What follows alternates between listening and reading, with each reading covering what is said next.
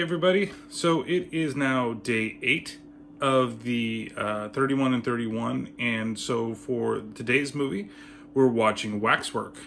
It's a fun little movie, I'm gonna say that, okay? It's a classic in itself, a guy brings a waxwork into town, gets a bunch of teens to come in, be a part of his waxworks to unleash all the evil against the world, where one kid and his grandfather was originally standing against it. The practical effects are really cool. The werewolf that's in the beginning looks amazing, even still today, for a practical effect. It can get gory at times, especially, like, say, with the werewolf and a couple other scenes. It's kind of acted shittily, though. I mean, but what do you expect for something like this? It's not necessarily a tour de force, but it's definitely an entertaining movie. It's got its moments, like in the beginning where, oh, I'm breaking up with you because you didn't speak French. Like, who the fuck uses French? And then, of course, he meets up with the Marquis de Sade later on, who's talking to him in French. He's like, I don't do languages.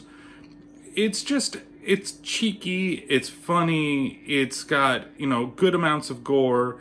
It's not really scary at all, and it's got kind of a lackluster ending, to be honest with you, where they figure out, why the waxworks won't work on them because they don't believe in what's there, and he rescues his friend.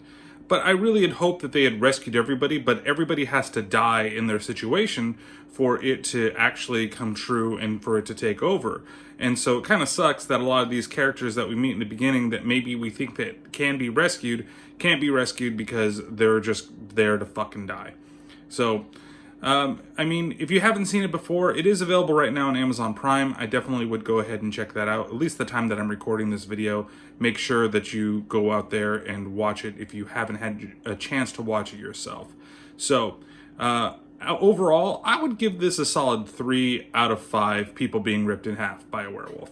Like I said, I think it's still fun. I think it's got some really great performances in it, and it's got some really shitty performances in it. But definitely it's worth your time if you want to go back and watch some really classic 80s horror, like comedy horror, I would say. So with that being said, we'll see you tomorrow for another 31 in 31.